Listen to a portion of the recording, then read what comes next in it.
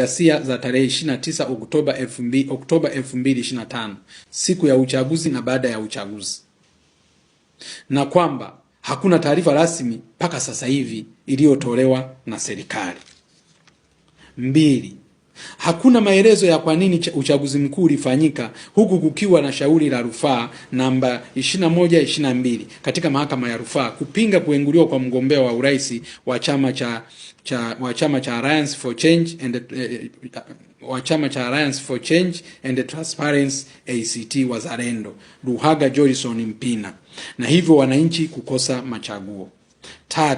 Hakuna maelezo ya kina yaliyotolewa na serikali kukiengua chama cha demokrasia na maendeleo Chadema kushiriki uchaguzi mkuu wa mwaka 2025 na viongozi wake kukamatwa na kuwekwa mahabusu kwa muda mrefu, na hivyo wananchi kukoseshwa machaguo. Tume Huru ya Taifa ya Uchaguzi INEC imeshindwa kuthibitisha uhalali wa matokeo iliyoyatangaza ya urais, ubunge na udiwani katika uchaguzi mkuu wa mwaka 2025. 5. Tume Huru ya Taifa ya Uchaguzi INEC imeshindwa kueleza umma namna ilivyokokotoa upatikanaji wa wabunge na madiwani wa viti maalum. 6. Waangalizi wa kimataifa kutoka SADC na AU, ripoti zao zinaonyesha uchaguzi haukuwa huru na ulijaa dosari nyingi na haukukizi viwango vya kidemokrasia. Kufuta uchaguzi mkuu uliofanyika tarehe 29 Oktoba 2025 na kuitisha uchaguzi mwingine ndani ya siku 90 ili kuwapa nafasi wananchi kushiriki uchaguzi na kuchagua rais, wa bunge na madiwani kwa njia ya demokrasia. 3. Kamishna ya Umoja wa Afrika yani AUC iunde tume itakayoshirikisha makundi yote muhimu ya jamii kuchunguza kwa kina chanzo cha maandamano, udanganyifu katika uchaguzi, mauaji ya raia wasio na hatia, mali zilizoharibiwa za umma na binafsi, na kubaini ukweli. Kuzimwa kwa internet, agizo la wananchi kutotoka nje siku 6, na wahusika wote watakaobainika kufikishwa kwenye vyombo vya sheria ikiwemo Mahakama ya Afrika Haki za Binadamu na Watu, lakini na Mahakama ya Kimataifa ya Uhalifu ICC The Hague. Namba 4.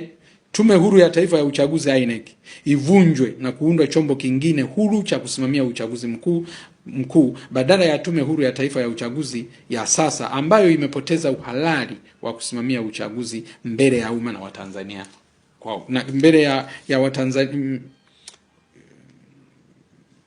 kusimamia uchaguzi mbele ya umma na Watanzania na kimataifa. Ndugu waandishi wa habari, mwisho kabisa nirudie kuwaombea Watanzania wenzetu waliouawa kwa Mwenyezi Mungu awape pumziko la amani, na wale waliopata majeraha basi tunaombea wapone kwa haraka ili warejee kwenye shughuli zao za kawaida. Chemichemi damu zilizomwagika ikawa chemichemi ya ukombozi wa taifa letu, na tuendelee kuliombea heri taifa letu. Pia niendelee kuwapa pole ndugu waliopoteza wapendwa wao. Mungu aendelee kuwapa faraja na uvumilivu katika kipindi hiki kigumu sana. Amen. Kazi ya upinzani kwa sasa ni ngumu kuliko hata kipindi cha kupigania uhuru kutoka kwa wakoloni. Hii ni kwa sababu ya kuwa na watawala ambao hawako tayari kushindana kidemokrasia, kushauriwa, wala kuzingatia misingi ya katiba, utawala wa sheria na utawala bora. Hii ni vita kubwa, lakini kwa nguvu za Mungu lazima tuishinde. Ndugu zangu wapinzani, hii ni vita kubwa, lakini kwa nguvu za Mwenyezi Mungu lazima tuishinde. Ndugu wanahabari, hivi sasa nchi yetu inakabiliwa na ukame mkubwa kutokana na mvua za vuli kuchelewa. Mazao yamenyauka, wakulima wengi wameshindwa kulima, mifugo na wanyama wanakosa maji na malisho na kuanza kufa. Naungana na viongozi wa dini wote, machifu wote katika nchi yetu, wananchi wote kuendelea kumulilia Mwenyezi Mungu ashushe neema ya mvua ili kulinusuru taifa letu na balaa hili la njaa, lakini na uhai wa viumbe hai nchini kwetu na duniani kote. Kama nyinyi wote mnashuhudia kwamba sasa hivi tuko kwenye ukame mkubwa sana. Utadhani yani sasa hivi mvua zinatakiwa kuanza mwezi wa 10. Mwezi wa 10 hamna mvua, wa 11 hamna mvua. Leo tuko mwezi wa 12 hakuna mvua. Kwa hiyo na mimi kabisa naungana kabisa na watu wote kumulilia Mwenyezi Mungu kuomba ashushe mvua ili wananchi waweze kunusurika na hili tatizo kubwa la balaa la njaa, na lakini kuokoa viumbe hai ambao wanateseka sana. Mifugo inateseka sana, wanyama wanateseka sana, na viumbe vingine vinateseka sana kwa kukosa maji. Sisi wengine tunaweza kwenda kisimani, lakini wenzetu hawa vyanzo vile vya maji vikikauka, basi tena hawezi kupata maji, matokeo yake mifugo yetu inakufa, wanyama wanakufa. Kwa hiyo tunaendelea kumlilia Mwenyezi Mungu, na naamini kwa muda mfupi mvua zitaanza kunyesha na wananchi watapata ahueni.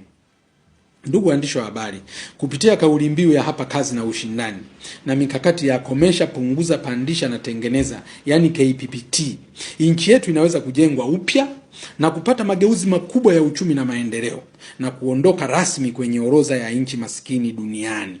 Nimekuwa nikisema tujimoga gijozwa orona sabaga jirale jabademi. Maana yake, pamoja na changamoto ninazopitia, nikipata nafasi ya juu ya uongozi wa taifa letu, nitatoa mchango mkubwa na kuleta neema kubwa ya ustawi katika taifa letu. Asanteni sana kwa kunisikiliza. Asante sana. Haya, nadhani maswali manne.